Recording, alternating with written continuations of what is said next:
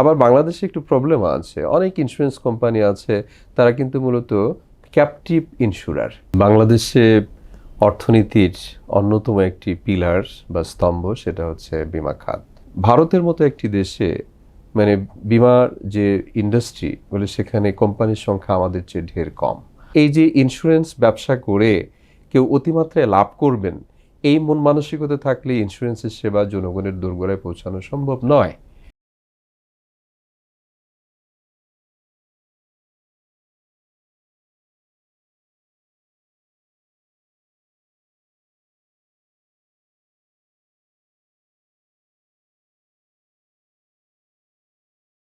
UFT ফার্স্টের সাথে trade করুন যে কোনো জায়গা থেকে।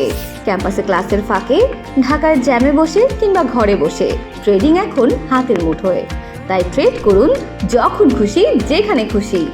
সুপ্রিয় দর্শক, আপনাদের সবাইকে স্বাগত জানাচ্ছি বাণিজ্য প্রতিদিনের বিশেষ আয়োজন প্রতিদিনের অর্থ বাণিজ্য এই অনুষ্ঠানে।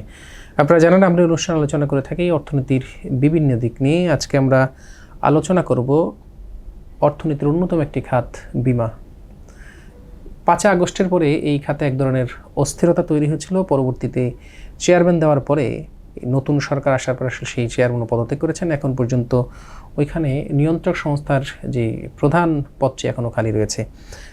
বিমা খাতের সার্বিক বিষয় নিয়ে আপনাদের সামনে আজকে স্টুডিওতে উপস্থিত হয়েছেন ঢাকা বিশ্ববিদ্যালয়ের ব্যাংকিং অ্যান্ড ইন্স্যুরেন্স বিভাগের চেয়ারম্যান অধ্যাপক ডক্টর মোহাম্মদ শহীদুল ইসলাম জাহিদ। আজকের অনুষ্ঠান আপনাকে স্বাগত জানাচ্ছি। আপনাকেও ধন্যবাদ জানাচ্ছি। স্যার, একটু শুরুতেই জানতে চাই যে বাংলাদেশের বিমা খাতের আসলে যে সামগ্রিক অবস্থা, এই সামগ্রিক অবস্থাটাকে আপনি কীভাবে মূল্যায়ন করছেন? দেখুন, বাংলাদেশে অর্থনীতির অন্যতম একটি পিলার বা স্তম্ভ সেটা হচ্ছে বিমা খাত। যে কোনো দেশের অর্থনীতিরই মূলত 4টি খাত এটাকে প্রধান স্তম্ভ ধরে নেওয়া হয়। একটা হচ্ছে যে পুঁজিবাজার, আর একটা হচ্ছে মানি মার্কেট তথা ব্যাংকিং সেক্টর, আর একটা হচ্ছে যে বন্ড মার্কেট, এবং সর্বোপরি যেটা সেটা হচ্ছে ইন্স্যুরেন্স তথা বিমা সেক্টর। আমরা আসলে বাংলাদেশে বিমা খাত যদি নির্মোহভাবে আলোচনা করতে চাই, বিমা খাতের অবস্থান খুব বেশি ভালো নয়। অন্যান্য দেশে বা উন্নত অর্থনীতিতে জিডিপিতে বিমা খাতের অবদান যেখানে 8 থেকে 10% ঘরে, বাংলাদেশে এটা শুধুমাত্র 0.4% জিডিপিতে বিমা খাতের যে অবদান, এটা শুধুমাত্র একটি পরিসংখ্যান দিয়েই কিন্তু আমরা আপনাকে বোঝাতে সক্ষম হচ্ছি। তো এটা কোনোভাবে গ্রহণযোগ্য না। বাংলাদেশের সমসাময়িক বা কাছাকাছি ঘরানার ইভেন প্রতিবেশী যে দেশগুলো আছে, এই দক্ষিণ এশিয়ার মধ্যে আমাদের যে এই জিডিপিতে বিমা খাতের অবদান এটা কিন্তু সর্বনিম্ন। তবে এখানে একটি শুভঙ্করের ফাঁকি আছে। একটা দেখেন যে ভারতের মতো একটি দেশে মানে বিমার যে ইন্ডাস্ট্রি বলে সেখানে কোম্পানির সংখ্যা আমাদের চেয়ে ঢের কম। আমাদের দেশে এই মুহূর্তে প্রায় 82টি ইন্স্যুরেন্স কোম্পানি কাজ করছে। এখানে সাধারণ বিমা, জীবন বিমা, সরকারি প্রতিষ্ঠানের পাশাপাশি বেসরকারি যে উদ্যোক্তারা তারা যে বিমা কোম্পানিগুলো তৈরি করেছেন, এর মধ্যে জীবন বিমাও আছে এবং নন লাইফ বা সাধারণ ঘরানার যে বিমা শিল্প সেগুলো কিন্তু আছে, কোম্পানি আছে। কিন্তু এই কোম্পানিগুলো এত বেশি সংখ্যক কোম্পানি থাকার পরেও আমাদের দেশে যে বিমা খাতে জিডিপিতে বিমা খাতের যে অবদান এটা এত বেশি কম, এটা আসলে গ্রহণযোগ্য না কোনোভাবেই। এখানে হতে পারে যে এত বেশি সংখ্যক কোম্পানি তারা হয়তো সেগমেন্টেড কাস্টমার যারা আছেন, নিশ মার্কেটিং যদি আমরা বলি, হয়তো সুনির্দিষ্ট তাদের বাছাই করা কিছু কাস্টমার, বাছাই করা কিছু বিজনেস, সেখানে তারা শুধু ব্যবসা করে যাচ্ছেন। এদেশের আপামর মানুষকে যে বিমা শিল্পের আওতায় নিয়ে আসতে হবে, এরকম একটি প্রয়োজনীয় একটি সেবা যা কিনা ঝুঁকি ব্যবস্থাপনা করে থাকে, বলে এরকম ঝুঁকি ব্যবস্থাপনার জন্য সর্বোত্তম বা সর্বোচ্চ ব্যবস্থাপনাকারী প্রতিষ্ঠান হচ্ছে কিন্তু হচ্ছে এই বিমা খাতের যে কোম্পানিগুলো আছে সেই কোম্পানিগুলো।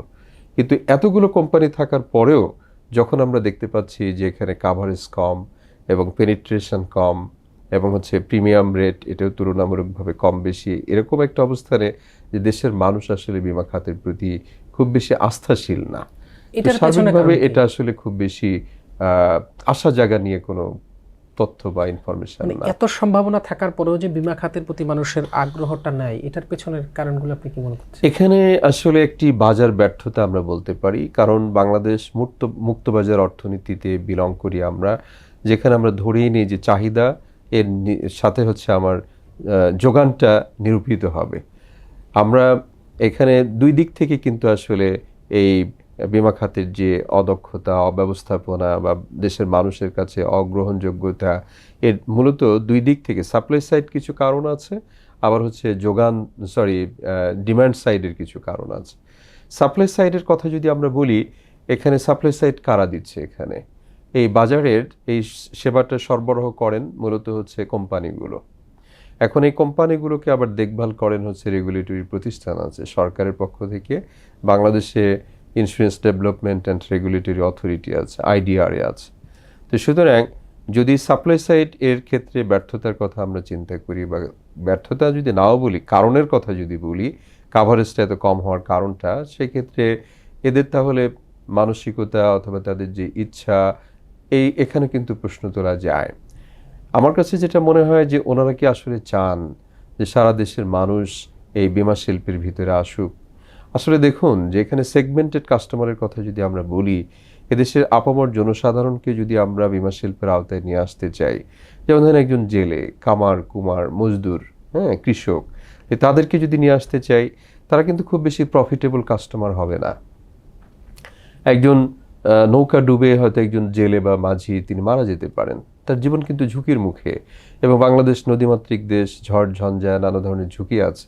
এই ঝুঁকিগুলোর মধ্যে কিন্তু তারা পড়েন, জীবনহানি হয়, পরিবারটা হয়তো পথে বসে। কিন্তু ওই ব্যক্তিটাকেও যদি আমরা ইন্স্যুরেন্সের আওতায় নিয়ে আসতে চাই, প্রশ্ন থাকবে যে কোন কোম্পানি দেবে, কারণ ওই ব্যক্তি তো আমার চাহিদা মোতাবেক সে প্রিমিয়াম দিতে পারবে না।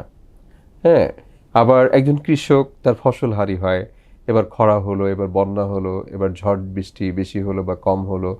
এখন ওই ব্যক্তিকে, ওই কৃষককে যদি আমরা ইন্স্যুরেন্স সেবার আওতায় নিয়ে আসতে চাই, পলিসি হোল্ডার করতে চাই, তাহলে তো তাকে প্রিমিয়াম দিতে হবে। এখন এই বেসরকারি ঘরানার এত বেশি সংখ্যক প্রতিষ্ঠান আছে, এই প্রতিষ্ঠানসমূহ তাকেই শুধু পিক করে যে বা যারা হচ্ছে লাভজনক কাস্টমার। এখন এই যে ইন্স্যুরেন্স ব্যবসা করে কেউ অতিমাত্রায় লাভ করবেন, এই মন মানসিকতা থাকলে ইন্স্যুরেন্সের সেবা জনগণের দোরগোড়ায় পৌঁছানো সম্ভব নয়, নাম্বার 1। নাম্বার 2 সেটা হচ্ছে যে রেগুলেটরি প্রতিষ্ঠান যে বা যারা আছেন, 2010 সালে যে আইনটা পাশ হলো, তারপরে তো চলছে খুঁড়িয়ে খুঁড়িয়ে, কারণটা হচ্ছে এর দক্ষ জনবল নেই। IDRA এমন একটি প্রতিষ্ঠান যাদের সুনির্দিষ্ট কোনো বাজেটও দেওয়া হয় না। এরা হচ্ছে যে কোম্পানিগুলো আছে তাদের কাছ থেকে সাবস্ক্রিপশন পেয়ে থাকে, এবং সেটা তাহলে এখানে কনফ্লিক্ট অফ ইন্টারেস্ট আছে। যাদেরকে আমি রেগুলেট করব তাদের কাছ থেকে যদি আমি বাজেটারি সহায়তা নেই, তাহলে তো আমি তাদের উপরে খুব বেশি মাত্রায় কন্ট্রোল করতে পারবো না। এখানে স্বার্থের একটা দ্বন্দ্ব কিন্তু সুস্পষ্ট। এবং এই যে সিচুয়েশনটা, এবং হচ্ছে টাইম টু টাইম যে যুগোপযোগী করা নিয়মকানুন যেগুলো আছে, সেগুলোকে নিয়মকানুনগুলোকে বাজারের সাথে তুলনা করে, বৈদেশিক অন্যান্য দেশের সাথে উন্নত দেশগুলোতে কোন ধরনের রেগুলেশন আছে, এখানে আমরা দেখেছি যে বিজনেসটা অনেক ক্ষেত্রে সংকুচিত করে দেওয়া হয়েছে। যেমন আপনারা মনে থাকবে যে কিছুদিন আগেও বাংলাদেশে অটোমোবাইল ইন্স্যুরেন্স এটা বাধ্যতামূলক ছিল, কিন্তু পরবর্তীতে রেগুলেশন আসলো যে না, অটোমোবাইল ইন্স্যুরেন্সের যে এটা বাধ্যতামূলক, এটা করা হলো না, এটা বাতিল করা হয়েছে। তাহলে আপনি চিন্তা করেন যে কোথায় রেগুলেটরি অথরিটি বা সরকারের পক্ষ থেকে এই শিল্পটাকে বাঁচিয়ে রাখা বা বাজারটাকে বিস্তৃত করা, অতিমাত্রায় জনসংখ্যাকে এই ইন্স্যুরেন্স কাভারেজের আওতায় নিয়ে আসা, তাহলে এটা যখন বাতিল করে দেওয়া হলো, লক্ষ লক্ষ মানুষ এই গাড়ি ওন করে, তারা মালিক, তাহলে তারা কি করলো? ইন্স্যুরেন্স কাভারেজ থেকে তারা কিন্তু চলে গেল, ইন্স্যুরেন্সের ব্যবসাটাও কিন্তু সংকুচিত হলো। আমার কাছে মনে হয় এখানে রেগুলেটরি যে ফ্রেমওয়ার্কের ব্যর্থতা সেটাও কিন্তু আছে, কিছু ইনস্টিটিউশনাল কিছু ঘাটতি আছে, দক্ষতার কিছু ঘাটতি আছে। যেমন সুদক্ষ জনবল তৈরি করার জন্য বাংলাদেশে সরকারি উদ্যোগে বা বেসরকারি উদ্যোগে সেরকম কিন্তু কোনো প্রতিষ্ঠান গড়ে ওঠেনি যারা ডেডিকেটেডলি ইন্স্যুরেন্সের দক্ষ জনবল সৃষ্টির জন্য কাজ করে যাবেন। আপনাকে একটা তথ্য দিই, ঢাকা বিশ্ববিদ্যালয় ব্যাংকিং অ্যান্ড ইন্স্যুরেন্স বিভাগ, তো এখানে ইন্স্যুরেন্স স্ট্রিমে ছেলেমেয়েদেরকে আমরা জোর করেও দিতে পারি না যে তুমি ইন্স্যুরেন্স এখানে পড়বা, এখানে গ্রাজুয়েট হবা, এবং পরে তুমি ইন্স্যুরেন্স সেক্টরে ভালো চাকরি করতে পারবা। ওরা এটা বিশ্বাসই করছে না। আমরা এটা বাধ্য হয়েছি যে ইন্স্যুরেন্স স্ট্রিম সেটাকে বন্ধ করতে। আপনি জেনে থাকবেন যে ঢাকা বিশ্ববিদ্যালয়ে ব্যাংকিং অ্যান্ড ইন্স্যুরেন্স বিভাগের উদ্যোগে আমরা অ্যাকচুয়ারিয়াল সায়েন্স বা মাস্টার্স ইন রিস্ক ম্যানেজমেন্ট এই শিরোনামে প্রোগ্রাম চালু করেছিলাম। আমরা ওখানে ছাত্রছাত্রী পাইনি এবং পরবর্তীতে এই প্রোগ্রামকে বন্ধ করে দিতে আমরা বাধ্য হয়েছি। আমরা যে রাষ্ট্রায়ত্ত তথা সরকারি বা পাবলিক ইউনিভার্সিটি যেগুলো আছে ওখানেও কিন্তু একই অবস্থা। ইন্স্যুরেন্সে পড়াশোনা করার মতো এ ধরনের ছেলেমেয়ে পাওয়া যাচ্ছে না।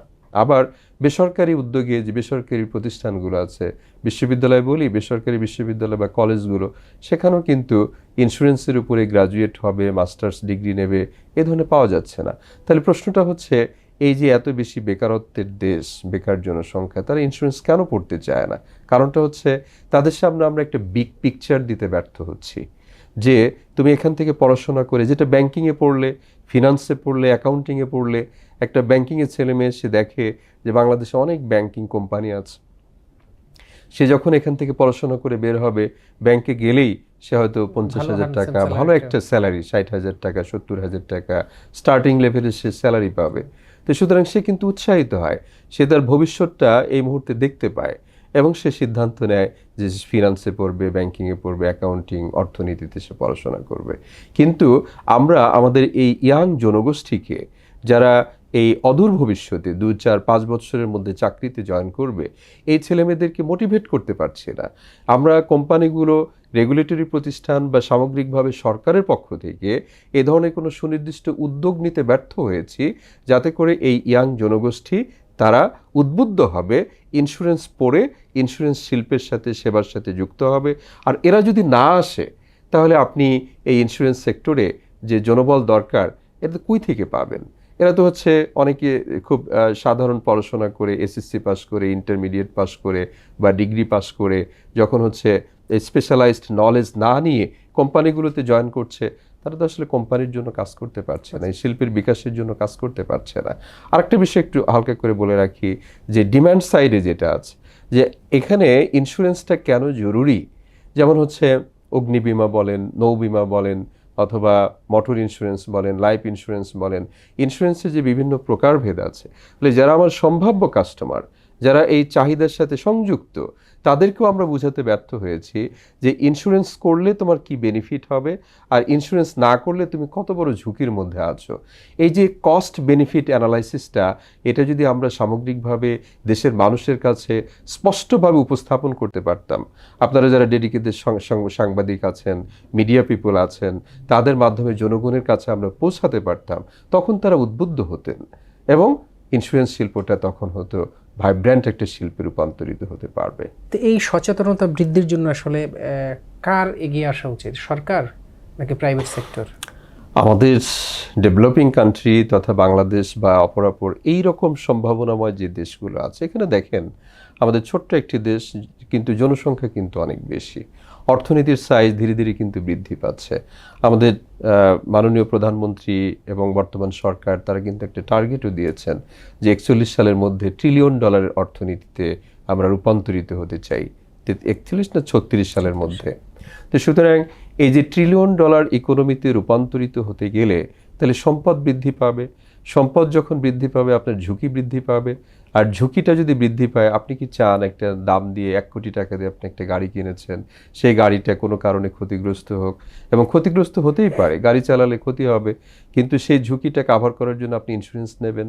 আপনি একটা বাড়ি করেছেন, আপনি একটা জমি কিনেছেন, একটা মানে কারখানা করেছেন, এই যে বিভিন্ন পদে আমদানি রপ্তানি করবেন, এই ঝুঁকি ব্যবস্থাপনার জন্য ইন্স্যুরেন্সের সহযোগিতা খুব বেশি মাত্রায় দরকার। সুতরাং সরকারি উদ্যোগেই সাধারণত প্রাথমিক উদ্যোগটা সরকারের পক্ষ থেকে আসতে পারে। তবে এখানে আমরা আশাবাদী, বর্তমান সরকার, বিশেষ করে বিএনপি, এরা কিন্তু আসলে মূলত 1992 সালে যখন ক্ষমতায় আসলেন, 91 সালের ইলেকশনের পরে তৎকালীন মাননীয় প্রধানমন্ত্রী বেগম খালেদা জিয়া, তিনি কিন্তু বাংলাদেশে এবং তৎপূর্বে শহীদ প্রেসিডেন্ট জিয়াউর রহমান, ওনারা কিন্তু বাংলাদেশে প্রাইভেটাইজেশন এর উদ্যোক্তাদের মধ্যে মানে সর্বপ্রথমে যদি নাম নিতে হয় তাদেরকে নাম নিতে হবে। গার্মেন্ট শিল্প যেটা হচ্ছে প্রাইভেটাইজেশনে আসলো, ব্যাংক, বিমা বা অন্যান্য সেক্টর, এটা কিন্তু বেগম খালেদা জিয়ার হাত ধরে তখন এসেছে। সুতরাং বর্তমান প্রধানমন্ত্রী, মাননীয় প্রধানমন্ত্রী, উনি যদি ওনার বাবা এবং মায়ের দেখানো যে পথটা আছে ওটাকে এগিয়ে নিতে চান, তাহলে সরকারি উদ্যোগে উনি যদি কিক করেন, শুরুটা করেন, আমার কাছে মনে হয় বেসরকারি উদ্যোগে বাংলাদেশে কিন্তু অনেক প্রতিষ্ঠান আছে, অনেক শিল্পপতি আছেন, ব্যক্তিবর্গ আছেন, উৎসাহী ঘরানার মানুষ আছেন। ইভেন আমরাও কাজ করতে সরকারকে সহযোগিতা করার জন্য উদ্বুদ্ধ হব, সহযোগিতা করার জন্য প্রস্তুত আছি। তো সুতরাং আমরা যেটা চাইবো যে সরকার যদি ন্যূনতম একটা পরিকল্পনা দেন এবং সেই পরিকল্পনাটাকে জনগণের সামনে স্বচ্ছভাবে উপস্থাপন করেন, এবং আমার কাছে মনে হয় সরকারি এবং বেসরকারি যৌথ উদ্যোগেই, যেমন সরকার কিন্তু বলে দিতে পারে যে বাংলাদেশের প্রত্যেকটা বিশ্ববিদ্যালয়, সেটা সরকারি হোক, পাবলিক বা বেসরকারি বিশ্ববিদ্যালয় হোক, ইন্স্যুরেন্স সেক্টরে, ঠিক আছে তোমার সামর্থ্য অনুযায়ী নাও, তোমাকে 100 জন পড়াতে হবে তা না। তুমি একটা ছোট বিশ্ববিদ্যালয় বা জেলা পর্যায়ে বা বিভাগীয় শহরে ফর এক্সাম্পল তুমি 50টা ছেলে মেয়েকে এখানে গ্রাজুয়েশন করাবা, তাহলে কিন্তু এটা হতে দক্ষ জনশক্তি এটা কিন্তু তৈরি হতে পারে। আবার ইনিশিয়াল স্টেজে যেমন প্রচারের ক্ষেত্রে আপনাদেরকে সহযোগিতার জন্য ডাকতে পারে সরকার। যেমন আপনার পত্রিকায় যদি এটা বারবার লেখা হয়, টেলিভিশনে বা অন্যান্য মিডিয়াতে প্রচুর যদি কথাবার্তা বলা হয়, তাহলে জনগণের যে সচেতনতা এটা কিন্তু বৃদ্ধি পাবে। সুতরাং সরকারি উদ্যোগ এবং বেসরকারি যৌথ উদ্যোগেই কিন্তু আমরা এই যে লিমিটেশন যেটা আছে সেটা কাটিয়ে উঠতে পারবো বলে মনে করি। স্যার, আপনি একটু আগে বলতেছিলেন যে আসলে এই যে মাচ পিপলের কাছে আমাদের বিমাটা পৌঁছানোর জন্য আসলে অনেকগুলো বার্ডেন, তার মধ্যে অন্যতম একটা যে আমাদের প্রাইভেট সেক্টরের যারা ব্যবসা করছেন তারা আসলে ব্যবসাটাকেই মূল মনে করছেন, ফলে দরিদ্রদের কাছে এই বিমা সেবা যায় পৌঁছে না। এটার জন্য আসলে সরকার কি কোনো ধরনের উদ্যোগ গ্রহণ করতে পারে কিনা? এখানে দেখেন একটার সাথে আরেকটা সম্পৃক্ত। ব্যাংকিংয়ের ক্ষেত্রে এই যে ব্যাংকিং নেটওয়ার্কটা এত তুলনামূলকভাবে কিন্তু বিস্তৃত হয়েছে। আমরা বিগত সরকারের বেশ কিছু সমালোচনা আছে। একটা বিষয় আমি একটু বলতে চাই, ওই সময় যেটা করা হয়েছিল যে অনেক ব্যাংক আছে, বিশেষ করে বেসরকারি ব্যাংকগুলো, তারা শুধুমাত্র শহর, বন্দর, গঞ্জ এর বাইরে তারা কোনো শাখা খুলবে না। কিন্তু সরকার বলে দিল তুমি যদি শহরে একটা ব্রাঞ্চ ওপেন করতে চাও তাহলে তোমাকে পল্লী অঞ্চলে, গ্রাম অঞ্চলে তোমাকে 2টা, একাধিক ব্রাঞ্চ তোমাকে ওখানে ওপেন করতে হবে। এর মাধ্যমে কি হলো, যখন দেখা গেল যে বেসরকারি ব্যাংকগুলো তাদের একটু সক্ষমতা সামর্থ্য তুলনায় কম বেশি যাই হোক, চাকচিক্য কিন্তু বেশি, একটা সুন্দর একটা অফিস নেয়, মানে বেশ চাকচিক্য, মানে অনেক মানুষ উদ্বুদ্ধ হয়, আরে এখানে একটা অফিস হয়েছে, দেখতে ভালো, অনেক শিক্ষিত লোকজন এখানে চাকরি করছে, তাদের সাথে ওখানে এই যে ডেভেলপমেন্টের একটা প্রক্রিয়া, এটা কিন্তু ইন্স্যুরেন্স সেক্টরে কিন্তু করা যেতে পারে। আমাদের দেশে যে সমস্ত ইন্স্যুরেন্স কোম্পানি শুধু শহর কেন্দ্রিক অথবা লাভজনক কাস্টমার, আবার বাংলাদেশে একটু প্রবলেম আছে, অনেক ইন্স্যুরেন্স কোম্পানি আছে তারা কিন্তু মূলত ক্যাপটিভ ইন্স্যুরার। ক্যাপটিভ ইন্স্যুরারটা হচ্ছে এইটাই যে শুধুমাত্র সুনির্দিষ্ট ব্যক্তি বা ব্যক্তিবর্গ বা প্রতিষ্ঠানকে সেবা দেওয়ার জন্যই ওই ইন্স্যুরেন্স কোম্পানিটা প্রতিষ্ঠিত হয়েছে, অন্য কোনো প্রতিষ্ঠানকে তারা দেবে না, অন্য দেশের মানুষ, আপামর জনসংখ্যা এগুলো চিন্তাই করে না। তাহলে আপনি যদি, আমাদের কাছে যেটা মনে হয়, ওনাদেরকে বিজনেস মডেল দেখাতে হবে, তাদেরকে উদ্বুদ্ধ করতে হবে। তারা করছে না বলে তাদেরকে আমরা দূরে সরে দেবো তা না, আমরা তাদেরকে বোঝাতে পারি যে দেখো তুমি যদি 10 টাকা করে 10টা ইউনিট বিক্রি করো তাহলে তোমার রেভিনিউ হবে 100 টাকা, কিন্তু তুমি যদি 1 টাকা করে 100টা ইউনিট বিক্রি করতে পারো তাহলে তোমার কিন্তু রেভিনিউ 100 টাকাই হচ্ছে। ইভেন 100 টাকার বেশিও করা সম্ভব, যেহেতু 10 টাকা করে কিনতে পারে 10 জন, 1 টাকা করে কিনতে পারবে 100 জন না, 1000 জন কিনতে পারবে। তাহলে তুমি তোমার যদি পলিসি, প্রিমিয়াম, রেট এবং হচ্ছে তোমার যে শাখার বিস্তার এবং হচ্ছে শিক্ষিত জনগোষ্ঠীকে নিয়ে, দক্ষ মানব সম্পদকে নিয়ে তুমি তোমার ব্যবসাটাকে প্রসারিত করতে পারো, তাহলে তোমার রেভিনিউ বাড়বে এবং কোম্পানিগুলো কিন্তু তখন আকৃষ্ট হবে, উদ্বুদ্ধ হবে, যেহেতু আমার রেভিনিউ বাড়বে। গ্রাম অঞ্চলে ঠিক আছে আমি একটা ব্রাঞ্চ ওপেন করি, আমি শস্য বিমার জন্য হচ্ছে পলিসি দেই, আমি ফর এক্সাম্পল হচ্ছে যারা পিছিয়ে পড়া জনগোষ্ঠী, দলিত সম্প্রদায় আছে, অনেকেই রিস্ক নিয়ে কাজ করেন, খেয়াল করেন, রাস্তা যারা ঝাড়ু দেয়, যারা ক্লিনিংয়ের কাজ করে, যারা ওই যে মাঝি মল্লার আছে, যারা নির্মাণ শ্রমিক আছে, আপনি চিন্তা করেন এত উঁচু উঁচু বিল্ডিং এসে রং করতেছে, সিমেন্ট নিয়ে, পাথর নিয়ে উপরে যাচ্ছে, এটা কত জীবনটা ঝুঁকির মুখে, তাই না? এই যে গাড়ি ঘোড়া চালাচ্ছে, বাস, ট্রাক, রিক্সা, অটো রিক্সা, টেম্পুর হেল্পার, এদেরকেও কিন্তু আমরা ইন্স্যুরেন্সের সেবা নিয়ে আসতে পারি।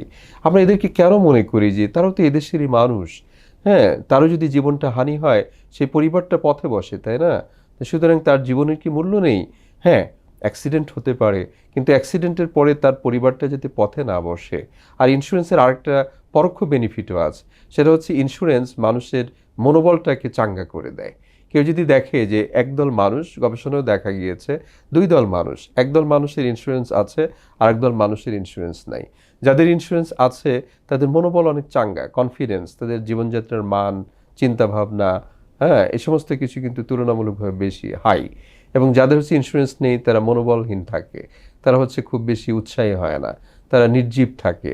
সুতরাং এই দেশের মানুষের মনোবলটাকে চাঙ্গা করার জন্যও এই আপামর জনসাধারণের কাছে আমাদের ইন্স্যুরেন্সের সার্ভিস নিয়ে যাওয়া দরকার। তো এইটা আসলে এই যে জনগণ যখন প্রাইভেট সেক্টরগুলো করছে না বা তারা এক ধরনের ক্লায়েন্টকে বেছেই ব্যবসা বাণিজ্য করছে, সরকার থেকে আসলে কি ধরনের নীতি সহায়তা গ্রহণ করলে বা কি ধরনের উদ্যোগ গ্রহণ করলে এটা কার্যকর হতে পারে মাছ পিপলের কাছে এই বিমার অপশন? আসলে সবসময় বাংলাদেশে আমরা যদিও মনে করি যে সরকার হয়তো উদ্যোগী ভূমিকাতে আসবে, মানে প্রথম কাজটা, প্রথম স্ট্রাইকটা হয়তো সরকার করে, কিন্তু অন্যান্য দেশে কিন্তু এরকম না। মার্কিন যুক্তরাষ্ট্র দেখবেন যে বড় বড় ইন্স্যুরেন্স কোম্পানি তারা বেসরকারি উদ্যোগে প্রতিষ্ঠিত হয়। হ্যাঁ, কিন্তু বাংলাদেশে যেহেতু অর্থনৈতিকভাবে সীমাবদ্ধতা রয়েছে, আমার কাছে নীতি সহায়তা দেওয়া যেতে পারে। ফর এক্সাম্পল, এই যে বললাম, যারা গ্রামগঞ্জের, যারা এই যে মানে একদম সাধারণ মানুষ যারা আছে, জীবন জীবিকার সন্ধানে মাছ ধরতে গিয়ে সাগরে মাছ ধরতে যায়, হ্যাঁ, নদীতে মাছ ধরতে চায়, শস্য বিমার আওতায় যারা এখনো আসেন নাই, যারা ক্লিনার আছে, যারা নির্মাণ শ্রমিক আছে, এই ধরনের ব্যক্তিদেরকে যারা মানে রুট লেভেলের যে লোকজন আছে, আমরা খুবই আশাবাদী যে বর্তমান সরকার তারা হচ্ছে সাধারণ জনগণকে নিয়ে বেশি মাত্রায় চিন্তিত। এই মুহূর্তে গতকালকে আমরা যেটা দেখলাম যে ফ্যামিলি কার্ড, যেটা 1 মাসের ব্যবধানেই সরকার গঠনের 1 মাসের ব্যবধানে তারা প্রতিশ্রুতি পূর্ণ করছেন। এই যে সাধারণ মানুষকে চিন্তা করে যে পলিসি গ্রহণ করা, তাদের মানে জন্য সুবিধার জন্য পলিসি গ্রহণ করা, তাদের জীবনমানের উন্নয়নের জন্য যে পলিসি গ্রহণ করা, এই ক্ষেত্রে যে সমস্ত কোম্পানি এগিয়ে আসবে, সেটা এক্সিস্টিং কোম্পানি হতে পারে বা নতুন কোনো কোম্পানিও হতে পারে, যারা এগিয়ে আসবে তাদেরকে সরকার অনেক সুবিধাও দিতে পারে, তাদের ট্যাক্স বেনিফিট দিতে পারে, তাদের রিইন্স্যুরেন্সের ক্ষেত্রে বেনিফিট দিতে পারে, তাদের দেখা যাচ্ছে যে সাবসিডিও দিতে পারে কিছু কিছু ক্ষেত্রে। যেমন যদি পলিসিতে লস করে, তো লস দিয়ে তো একটা কোম্পানি টিকে থাকতে পারবে না, তো সেই ক্ষেত্রে সরকার তাদেরকে আর্থিকভাবেও কিন্তু সহযোগিতা করতে পারে। বাংলাদেশে আসলে স্যার বিমার একটা বড় সমস্যা হলো যে এটা নিষ্পত্তিগত সমস্যা, যে সময় ক্লেম সেটেলমেন্টে এই যে ক্লেম সেটেলমেন্ট নিষ্পত্তির ক্ষেত্রে বা টাকাটা অনেক সময় হয়েছে কি, যে আপনি যেটা বলছিলেন দক্ষ জনবল না থাকার কারণে গ্রামীণ অশিক্ষিত লোকজনই আসলে বেসিক্যালি এখন বিমার একজন অথরাইজ হিসেবে কাজ করে। একটা সময় যারা তারা টাকাটা ঠিকমতো জমা দেয় না, ফলে মেচিউর ডেটে এসে তারা সেই টাকাটা ফেরত পান। এই যে এই সমস্যা থেকে উত্তরণের জন্য আইটি সেক্টর বা তথ্য প্রযুক্তিকে সরকার কিভাবে ব্যবহার করতে পারে বা কোম্পানিগুলোকে এটা উচিত কিনা? আসলে বাংলাদেশের শুধু আইটি দিয়ে কাজ হবে না, এখানে একটা করাপশনের একটা আন্দাজ তো আছেই, আমরা আজ পাই। আমি ব্যক্তিগত আমার ছোট্ট একটা ব্যক্তি জীবনের একটা উদাহরণ দিই। আমরা যখন দেশের বাইরে পড়তে গিয়েছিলাম, একটা ইন্স্যুরেন্স করে যেতে হয়, অনেক দীর্ঘমেয়াদী, 18 বছর মেয়াদী ইন্স্যুরেন্স। ভালো কথা, মানে যারা পড়তে গিয়ে বিদেশ থেকে দেশে ফেরত আসে না, বলে কোম্পানি বা যে মানে ইনস্টিটিউশনে চাকরি করেন, তারা এটা তাহলে বেনিফিটটা পাবে। বা আমরা যারা চলে এসেছি, তাহলে আমাদের এই বেনিফিটটা পাওয়ার কথা। আমি আপনাকে একটা বলি, 2025 সালের সেপ্টেম্বর অক্টোবরের দিকে আমার 50,000 টাকার একটা বেনিফিট ডিউ হয়েছে। হ্যাঁ, এখন সেই বেনিফিটটা আমাকে একজন অফিসার তিনি ফোন দিলেন যে স্যার আপনার তো 50,000 টাকা পাবেন। বলে ঠিক আছে, কী করতে হবে? বলে আমি আপনার অফিসে আসেন। তো অফিসে এসে উনি সিগনেচার নিয়ে গেলেন। আচ্ছা, অক্টোবরে প্রথম সিগনেচার, অক্টোবরের পরে সম্ভবত সেপ্টেম্বরের মাঝামাঝিতে তিনি যোগাযোগ করেছিলেন যে অক্টোবরে ডিউ হবে। অক্টোবরের কোনো একটা তারিখে তিনি সিগনেচার নিয়ে গেলেন। নভেম্বরে তিনি আমাকে ফিল আপ করে বললেন যে দেখেন স্যার ঠিক আছে কি না। তো আমি চেক করে বললাম যে সব ঠিক আছে। এরপরে ডিসেম্বরের কোনো একটা সময়, ফার্স্ট উইক অথবা সেকেন্ড উইকে, তিনি আমাকে একটা চেক এর ছবি পাঠিয়েছেন, স্যার আপনার চেকটা হয়ে গেছে, আপনাকে আমি দিয়ে আসবো। আমি বললাম খুব ভালো কথা, আপনাকে অনেক ধন্যবাদ। এরপরে আমি ভুলেই গিয়েছিলাম, ডিসেম্বর চলে গেছে, জানুয়ারি চলে গেছে, ফেব্রুয়ারির ফার্স্ট উইকে আমার একজন সহকর্মীর আবার ওই ধরনের একটা চেক, আমি যেহেতু বিভাগের প্রধান আমাকে সাইন করতে হচ্ছে, তখন আমার মনে হলো যে আমি তো ওই চেকটা পাই নাই। তো আমি তাকে আবার ফোন দিলাম। উনি আমাকে যেটা বললেন যে আপনার চেকটা, খুব সাবলীলভাবে বললেন যে আপনার চেকটা আসলে মিসিং হয়ে গেছে। মিসিংয়ের বাংলা করলে যেটা হয়, হয়তো হারিয়ে গিয়েছে। তখন আমি একটু টনক নড়ল যে এটা কীভাবে হারায়। আমাকে প্রায় 5-6 মাস ধরে তিনি বলছেন যে আপনার চেক হয়ে গিয়েছে, আর সেই চেকটা ছবিও আমাকে দিয়েছে, আর সেই চেকটা আবার মিসিং বা হারিয়ে গিয়েছে, এটা কিভাবে সম্ভব? তো আমি আমার যে কনসার্ন অফিসার আছে বিশ্ববিদ্যালয়ে তাকে বললাম। তিনি বললেন যে আমাদের কাছে এখানে রিসিভ হয়নি, এটা এখন পর্যন্ত আসে নাই, কিন্তু চেক হয়েছে এরকম একটা ছবি তাদের কাছে এসেছে। দেখেন, তাহলে একটা চেক এর ছবি হয়ে গেছে। আমি ঢাকা বিশ্ববিদ্যালয়ের ব্যাংকিং অ্যান্ড ইন্স্যুরেন্স বিভাগের ছাত্র ছিলাম, এখন শিক্ষকতা করি, অধ্যাপনা করি, এবং লেখালেখি করি, মিডিয়ার সাথে যুক্ত। এখন আমার পর্যায়ে যদি একটা চেক, খুব বেশি যে তা না, 50,000 টাকার একটি চেক প্রায় 5-6 মাস ধরে, যে চেকটা ডিসেম্বরের ফার্স্ট উইকে রিটেন লেখা হয়ে গেছে, সেই চেকটা আমার কাছে পৌঁছানো পর্যন্ত যদি 6-7 মাস সময় লাগে, এখনও পাই নাই। মনে করেছিলাম ঈদের আগে পাবো, সেটা হয়তো সম্ভব হচ্ছে না, হোয়াট এভার। তাহলে আপনি সাধারণ মানুষের অবস্থাটা চিন্তা করেন কি, যে আমার সাথে এই রাষ্ট্রায়ত্ত একটা প্রতিষ্ঠান যারা এই ধরনের বিহেভ করতে পারে। এখন হয়তো আমার নিজের মধ্যে কিন্তু কষ্ট আছে, এবং আমি মনে করি যে ইন্স্যুরেন্স সেক্টরে যারা পলিসি গ্রহণ করে আমার মতো অনেকেই খুব কষ্ট পান যখন তারা কষ্ট করে প্রিমিয়ামটা দেন, পলিসিটা পারচেস করেন, বিনিয়োগ করেন, এবং যখন এটা ম্যাচিউরড হয় তখন তারা আর কোনো সদুত্তর পান না। হয় ওই সিগনেচার হয় নাই, অথবা আজকে আসেন অথবা কালকে আসেন, অথবা এই যে একটা হয়রানিমূলক যে বন্দোবস্ত, এই যে এক ধরনের বিহেভিয়ার কালচার, এই কালচারটার কারণে কিন্তু আমাদের মানুষ এখানে আসে না। নাম্বার ওয়ান, ছোটোখাটো ক্লেম যেগুলো, সেগুলো হয়তো তারা ইগনোর করে। হ্যাঁ, যেমন ধরেন বাস অ্যাক্সিডেন্ট হয়েছে, বাসে লেখা আছে যে টিকিটের গায়ে যাত্রীরা বিমাকৃত, কিন্তু ওই অ্যাক্সিডেন্ট হওয়ার পরে কোন যাত্রী কবে কি বেনিফিট পেয়েছে আমার কাছে মনে হয় না। তো সুতরাং ছোটোখাটো ক্লেম এগুলো হয়তো আমরা ইগনোর করি, যে কারণে এখানে একটা লাল ফিতার দৌরাত্ম্য আছে। আমাকে 100 টাকা পেতে যদি 120 টাকা খরচ করতে হয়, জুতা ক্ষয় করতে হয়, এত বারবার যেতে হয়, এরকম তো হবে না। বাইরের দেশে, উন্নত দেশগুলোতে তো এরকম নাই। আমি, আপনার যদি সুনির্দিষ্ট প্রশ্ন থাকে সেখানে আরও বিস্তারিত বলবো, কিন্তু বাংলাদেশে যদি আমি বলি যে এই যে একটা হয়রানিমূলক যে একটা মনোবৃত্তি, এটা থেকে আমাদের ইন্স্যুরেন্স সেক্টরকে, সংশ্লিষ্ট ব্যক্তিবর্গকে সরে আসতে হবে। আমরা আশাবাদী, সবাইকে ঢালাভাবে যে দোষারোপ করা হচ্ছে সেটা না। আমাদের দেশে এরকম কিছু কিছু প্রতিষ্ঠান আছে, আমি শুনেছি যে 24 ঘন্টার মধ্যে তারা ক্লেম সেটেল করছে। তো তাদেরকে আমরা সাধুবাদ জানাই, তাদেরকে ধন্যবাদ জানাই।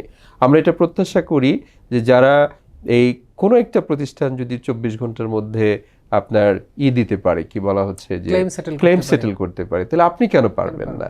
আমরা মনে করি যে তাদেরকে পদাঙ্ক অনুসরণ করে যে সমস্ত প্রতিষ্ঠান পিছিয়ে আছে, সেটা সরকারি হোক বেসরকারি হোক, তাহলে তাদের উচিত হবে যে এখানে তাদের লুপহোলগুলো কাটিয়ে ওঠা, জনগণের আস্থা অর্জনের জন্য কাজ করা।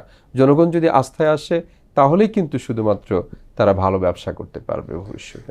বাংলাদেশের অর্থনীতি আসলে যেই প্রবৃদ্ধির অবস্থা, এই বাংলাদেশের অর্থনীতির প্রবৃদ্ধির সাথে আসলে বিমা খাতের একটা বিশাল গ্যাপ, আপনি শুরুতেই বলছেন। এইটা দুইটাকে সামঞ্জস্য আনার যায় কীভাবে বা কী করা? না, আমরা যেটা এখন এই মুহূর্তে স্বপ্ন দেখছি যে $1 ট্রিলিয়ন অর্থনীতি, এটা আজ বাদে খুব বেশি না, 1 দশকের ব্যবধানেই এখন তো প্রায় 400 বিলিয়ন, হ্যাঁ 460 বা 500 বিলিয়নের মধ্যে চলে গিয়েছে কাছাকাছি। তো এটা ডাবল করতে হবে। তাহলে এখানে কিন্তু একটা সামগ্রিক আপনার পরিকল্পনা দরকার হবে। অর্থনীতির যে সেক্টরগুলো বললাম, যেখানে আপনার পুঁজিবাজার আছে, ব্যাংকিং সেক্টর আছে, বন্ড মার্কেট আছে। আমি আপনাকে একটা পরিসংখ্যান দেই। কোনো উন্নত দেশে সাধারণত বন্ড মার্কেটের যে ক্যাপাসিটি, এটা জিডিপির চেয়ে 100% উপরে, 120% ঘরে চলে যায়। পুঁজিবাজার এটা 80 থেকে 90% ঘরে থাকে। ব্যাংকিং মার্কেট এটা 40-50% ঘরে থাকে। ইন্স্যুরেন্স সেক্টর এটা 8-10% ঘরে থাকে। কিন্তু বাংলাদেশে সব ক্ষেত্রেই আমরা পিছিয়ে আছি। যেটা আমাদের পুঁজিবাজার, আপনি জানেন এখান থেকে পুঁজি নিয়ে কেউ শিল্প কারখানা তৈরি করতে পারে, আমার কাছে মনে হয় না। এখানে ব্যাংকিং সেক্টর এটা একদম ধ্বংসের দ্বার প্রান্তে চলে গেছে, আস্থাহীনতায় ভুগছে। বন্ড মার্কেট আমরা ডেভেলপই করতে পারি না। বেসরকারি খাতে বন্ড, এই ইসলামিক বন্ড বা সুকুক বিভিন্ন নাম দিয়ে বিগত সরকার যা করে গেছে, জনগণ আর এখানে এই মুখী আর হবে না, হ্যাঁ, বা হলেও সময় লাগবে। তার চেয়ে বড় কথা, ইন্স্যুরেন্স নিয়ে যেহেতু আমরা পার্টিকুলারলি আলোচনা করছি, এই জিডিপিতে যে অবদান, আপনি চিন্তা করেন যে এটা আমাদেরকে মিনিমাম হচ্ছে 3 থেকে 4% ঘরে নিয়ে যেতে হবে। এটা খুব ড্রাস্টিক পরিকল্পনা করা দরকার। সরকারের সংশ্লিষ্ট মহল যারা আছেন, মাননীয় প্রধানমন্ত্রী থেকে শুরু করে, আমরা সংশ্লিষ্ট অর্থ মন্ত্রণালয়ের দায়িত্বে মাননীয় মন্ত্রী থেকে শুরু করে যারা রেগুলেটরি পর্যায়ে যারা আছেন, তাদের একটা সমন্বিত প্রচেষ্টা দরকার যে একটা দক্ষ জনসম্পদ তৈরি করতে হবে এবং হচ্ছে কোম্পানিগুলো যারা পিছিয়ে আছে তাদেরকে নৈতিক সহযোগিতা দিতে হবে। এখানে যে করাপশানগুলো আছে সেগুলো দূর করতে হবে এবং সর্বোপরি যে একটা সিস্টেমেটিক অ্যাপ্রোচের মধ্যে নিয়ে আসতে হবে। এই যে লাল ফিতার দৌরাত্ম্য, হয়রানিমূলক যে ব্যবস্থা, এই সমস্তগুলো থেকে বের হয়ে আসার জন্য আমার কাছে মনে হয় টেকনোলজি একটা সলিউশন হতে পারে। এখানে ফিনান্সিয়াল টেকনোলজি, টেকনোলজিক্যাল অ্যাডাপশন, বিভিন্ন মডেল আছে। বাইরের দেশগুলো যদি করতে পারে আমরা কেন পারবো না? আমি আপনাকে একটা ছোট্ট উদাহরণ দিই। আমরা যখন বিদেশে পড়তে গিয়েছি, তো যখন আমরা ক্লাস শুরু হয় তখনই মূলত বললো যে ইন্স্যুরেন্স এটা নিতে হবে। তো 5,000 টাকা ইন্স্যুরেন্সের প্রিমিয়াম ছিল, 5,000 ওই দেশের মুদ্রা 5,000। তো এখন আমরা যখন ডিগ্রি হয়ে গেছে, তা আমরা বিভিন্ন জায়গা থেকে ক্লিয়ারেন্স নিয়ে আসতে হয়। তো ইউনিভার্সিটি কো-অপ বলে একটা দোকানের মতো, ওখানে অনেক ফ্যাসিলিটিস পাওয়া যায়। ওখানে গিয়ে যদি আমরা কোনো কিছু পারচেস করি, আমার দ্বারা যদি ক্ষতিগ্রস্ত হয় কোনো কিছু, তাহলে ওই ইন্স্যুরেন্স কোম্পানি ওই 5,000 টাকার এগেনস্টে এই কাভারেজটা দিয়ে দেবে। এখন আমরা তো ভুলেই গিয়েছি, ডিগ্রি করতে গিয়েছি, first year, second year, fourth year শেষ করে যখন আমরা ক্লিয়ারেন্সের জন্য গিয়েছি, তো উনি আমি মনে করছি একটা সিগনেচার দিয়ে দেবে, সাথে সাথে আমাকে সেই 5,000 টাকা উনি দিয়ে দিলেন। আমি তো অবাক হয়ে গেলাম, এটা কিসের 5,000 টাকা? বলে ওই যে তোমরা যখন ফার্স্ট ইয়ারে এসে ভর্তি হয়েছিল পিএইচডির প্রথম বর্ষে, তখন তোমাদের বৃত্তি থেকে এই 5,000 টাকা কেটে রাখা হয়েছিল, 5,000 ইয়েন কেটে রাখা হয়েছিল। সেটা তোমার দ্বারা এখানে কোনো ক্ষতি হয়নি, সুতরাং এটা তুমি পুরোটা ফেরত পাচ্ছ। এই যে তাদের প্রতি যে মনটাই ভরে গেল, আমাকে এক মুহূর্ত পর্যন্ত অপেক্ষা করতে হয় নাই। আমার মনেও করতে, আমরা যারা ভুলেই গিয়েছি, কোম্পানি আমাকে সব উদ্যোগে স্বপ্রণোদিত হয়ে তারা আমাকে এই টাকাটা দিয়ে দিল। দেখেন, টাকার পরিমাণ বেশি না, কিন্তু তাদের যে আন্তরিকতা, তাদের যে সময়ানুবর্তিতা, মানুষের প্রতি যে দরদ, ভালোবাসা, এটাই কিন্তু আজকে একটা উদাহরণ। আজকে আপনার প্রোগ্রামে এসে এই সাধারণ দর্শকবৃন্দের উদ্দেশ্যে আমরা এটা উদাহরণ হিসেবে কিন্তু উপস্থাপন করছি। আমাদের দেশে কবে হবে সেটা, যে আপনার ম্যাচুরিটি বা আপনার পলিসি ডিউ হওয়ার আগে আপনার কাছে একটা SMS চলে যাবে যে আপনার অ্যাকাউন্ট নাম্বার ঠিক আছে কিনা, বা আপনার নামধাম ঠিক আছে কিনা, আপনার নমিনির নাম ঠিক আছে কিনা। তো সুতরাং আজ বাদে কাল যখন হচ্ছে 16 তারিখে যদি আপনার এটা ম্যাচিউর্ড হয়, সে 15 তারিখ দিবাগত রাতেই হচ্ছে তার অ্যাকাউন্টে টাকাটা চলে যাবে। মোবাইল ফাইন্যান্সিয়াল সিস্টেমের মাধ্যমে তার ব্যালেন্সে এই টাকাটা যোগ হবে। তো সুতরাং তারা কতই না উৎসাহিত হতো, এবং উৎসাহিত হলে তারা কিন্তু আসলে সামষ্টিকভাবে এগিয়ে আসবে। এবং দেখেন, ইন্স্যুরেন্স কোম্পানিগুলোর চিন্তা করা উচিত, যদি এই মানুষ যদি তাদেরকে সহযোগিতা না করে, তাহলে কিন্তু কোম্পানি টিকে থাকবে না, আপনি দেউলিয়া হয়ে যাবেন। অনেক বড় বড় ব্যাংক দেখেন, নামকরা ব্যাংক ছিল, আজকে ডিপোজিট পাচ্ছে না, তারল্য সংকটে ভুগছে, মার্জ হয়ে যাচ্ছে, দেউলিয়া হয়ে যাচ্ছে, অবসায়নে চলে যাচ্ছে। ইন্স্যুরেন্সে কিন্তু ওরকম সিচুয়েশন আসুক, আমরা ইন্স্যুরেন্স সেক্টরের বন্ধু এই হিসেবেই বলছি, আমরা ওই ধরনের সিচুয়েশন চাই না। আমরা চাই বাংলাদেশে ইন্স্যুরেন্সের ব্যবসা খুবই ভাইব্রেন্ট ব্যবসা হোক, লাভজনক ব্যবসায় রূপান্তরিত হোক, কিন্তু সেই জন্য গণমুখী বিমা পলিসি আপনারা গ্রহণ করুন। একটু স্যার আমরা শেষ পর্যায়ে চলে আসছি, শেষ প্রশ্নটি করতে চাই যে বাংলাদেশে এই যে মাননীয় প্রধানমন্ত্রী বিন সরকার গঠন করার পরে insurance development regulatory authority chairman এবং সাধারণ বীমা কর্পোরেশনের চেয়ারম্যান পদে করেছেন। ইতিমধ্যে ওইখানে এখন পর্যন্ত এখানে আসলে নতুন কোনো অভিভাবক দেওয়া হয়নি। যেই সমস্যায় এই সেক্টরগুলো এখন আছে, রেভিনিউর যে একটা বিষয় ছিল, ফি বাড়ানো, এখন বাংলাদেশের ইতিহাসেই প্রথম সকল বীমা কোম্পানি অবৈধভাবে ব্যবসা করছে আইন অনুযায়ী। এই যে স্যার একটা এক ধরনের অস্থিরতা, ইদরাত কাজটা হচ্ছে না, এই বিষয়গুলোকে আপনি কীভাবে দেখছেন? একটা তো হচ্ছে থিওরি, আর একটা হচ্ছে প্র্যাকটিস। থিওরিটিক্যালি বলতে গেলে এরা হচ্ছে তাদের নবায়ন ফি এটা পরিশোধ করেন নাই। অনেকে হয়তো বলেছে, আপনার পত্রিকাতে দেখলাম তারা হয়তো নবায়ন ফি দিয়েছে, কিন্তু এটা অ্যাক্টিভেশনটা হয় নাই। এর কারণটা হচ্ছে যে এই মুহূর্তে দুটি বড় প্রতিষ্ঠানের কথা বলেন, রেগুলেটরি অথরিটি এবং হচ্ছে সাধারণ বীমা, দুই ক্ষেত্রেই ম্যানেজমেন্টে যে কর্তা ব্যক্তি সর্বোচ্চ পদ চেয়ারম্যান এখানে খালি হয়েছে, ওনারা পদত্যাগ করেছেন। তো ওনাদের অবদানকে আমরা স্বীকার করি, ধন্যবাদ জানাই। কিন্তু সাথে সাথে এটা ঠিক যে এই পলিসিটা যেভাবে নেওয়া হয়েছে যে প্রতি বছর নবায়ন ফি, এটা তো এককালীনও নেওয়া যেতে পারতো। এই যে দেখেন যে কোনো কারণে আজকে হয়তো এই চেয়ারম্যান পদত্যাগ করেছেন, আজ বাদে কাল যদি আরেকটা চেয়ারম্যান, মানে একটা ব্যক্তির জন্য এই যে বিজনেসের কন্টিনিউইটি, এইটা মানে হচ্ছে চলমানতা, হ্যাঁ, এইটা যদি হচ্ছে প্রশ্নবিদ্ধ হয়, এটা তো খুবই দুঃখজনক। একটা ব্যক্তির জন্য কেন একটা শিল্প, একটা ইকোনমি, একটা প্রক্রিয়া এটা দীর্ঘায়িত হবে? এখানে হতেই পারে যে ভারপ্রাপ্ত যিনি আছেন যদি না থাকেন, তাহলে তার নিচের যিনি আছেন তিনি সিগনেচার করবেন। তার চেয়ে বড় কথা এগুলো অটোমেশনে যাওয়া উচিত। এটা যদি আমি জানি না এই যে নবায়ন ফি প্রতি বৎসর দিতে হবে এবং এটা তাদের সাথে আলোচনা করে ঠিক করা হয়েছে কিনা, তবে এই প্রক্রিয়াটা এত স্বল্পমেয়াদী করাটা ঠিক হয় না। একটা বিজনেস তো হচ্ছে কন্টিনিউটি প্রিন্সিপাল বলি, এরা দীর্ঘমেয়াদী। লিমিটেড কোম্পানি যদি হয়, এর মেয়াদকাল আমরা সুনির্দিষ্ট করে বলতে পারি না। তাহলে যেটা কোম্পানিটা মেয়াদকাল সুনির্দিষ্ট না, বলে তার বিজনেস কন্টিনিউইটিটা আমরা শুধুমাত্র 1 বছরের জন্য দিচ্ছি, এরকম না। এটা যদি নিতেই হয়, এটা প্রতি 10 বছর পর পর বা আরও বেশি মেয়াদের জন্য নেওয়া উচিত, যাতে করে এই ব্যক্তির জন্য কোনো বিজনেসের বা কোনো প্রতিষ্ঠানের সুনাম, দক্ষতা বা বিজনেস অ্যাক্টিভিটিস, যেগুলো ব্যবসায়িক কার্যক্রম, এটা প্রশ্নের সম্মুখীন হলে এটা তো সত্যি খারাপই শোনা যাচ্ছে যে এরা অবৈধভাবে ব্যবসা করছে। আসলে তো অবৈধ না, মানে থিওরিটিক্যালি অবৈধ মনে হচ্ছে আইনের ফাঁকফোকর যদি বলেন, বাট প্র্যাকটিক্যালি তারা বৈধ সত্তা। এরা ইতিমধ্যে লাইসেন্স পেয়েছে এবং তারা অনেক সুনামের সাথে ব্যবসা করছেন, তাদেরকে ধন্যবাদ জানাই। তবে এই স্থবিরতা হয়তো অচিরেই কাটিয়ে উঠবে। তবে আমাদের রিকোয়েস্ট থাকবে যে কোনো পলিসি গ্রহণের আগে এর প্রজ অ্যান্ড কনস, এটা কতটুকু আসলে ফিজিবল, হ্যাঁ, এটা আগে থেকে একটু চিন্তা করা দরকার।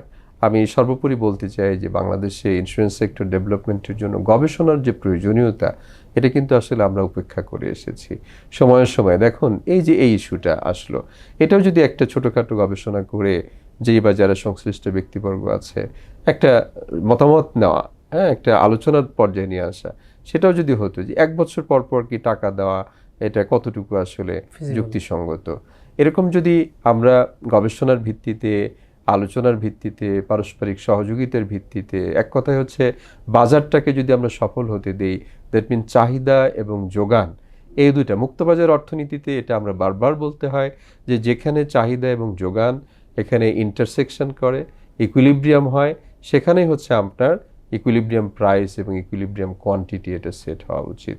আমরা এমন কোনো রেগুলেশন নিয়ে আসলাম সাপ্লাই সাইড থেকে যেটা ডিমান্ড সাইড তারা গ্রহণ করতে পারলো না। আবার যদি এমন চাহিদা সৃষ্টি হলো, সেটা হয়তো সাপ্লাই সাইড তথা রেগুলেটরি অথরিটি তারা হয়তো এটা বন্দোবস্ত দিতে পারলো না, তাহলে তো হবে না। ঐকমত্যের ভিত্তিতে উইন উইন সিচুয়েশনে বিজনেস করতে হবে। আমরা কোম্পানিগুলোকে দোষারোপ করলে হবে না, তাদের প্রতিও একটা সহযোগিতামূলক মনোভাব নিয়ে কিন্তু আমাদের রেগুলেটরি অথরিটির কাজ করা উচিত বলে আমি প্রত্যাশা করি। স্যার, আপনার গুরুত্বপূর্ণ সময় থেকে আমাদেরকে সময় দেওয়ার জন্য ধন্যবাদ জানাচ্ছি। আপনাকেও অশেষ ধন্যবাদ। আপনি অনেক কষ্ট করে অনেক যুক্তিসঙ্গত প্রশ্ন করেছেন, যা আমাদের বীমা শিল্পের জন্য উপকারী হবে, এটা আমরা প্রত্যাশা করি। সুপ্রিয় দর্শক, আমরা এতক্ষণ দেখছিলাম বাণিজ্য প্রতিদিনের বিশেষ আয়োজন প্রতিদিনের অর্থ বাণিজ্য। আজকের অনুষ্ঠানে অতিথি হিসেবে উপস্থিত ছিলেন ঢাকা বিশ্ববিদ্যালয়ের ব্যাংকিং অ্যান্ড ইন্স্যুরেন্স বিভাগের সম্মানিত চেয়ারম্যান অধ্যাপক ডক্টর মোহাম্মদ শহীদুল ইসলাম জাহিদ। আজকের মতো আমরা এখানেই বিদায় নিচ্ছি। আগামীতে অন্য কোনো অতিথি নিয়ে আবারও হাজির হব। সে পর্যন্ত ভালো থাকবেন, সুস্থ থাকবেন। আল্লাহ হাফেজ। ইএফটি ফার্স্টের সাথে ট্রেড করুন যে কোনো জায়গা থেকে। ক্যাম্পাসে ক্লাসের ফাঁকে, ঢাকার জ্যামে বসে কিংবা ঘরে বসে। ট্রেডিং এখন হাতের মুঠোয়, তাই ট্রেড করুন যখন খুশি, যেখানে খুশি।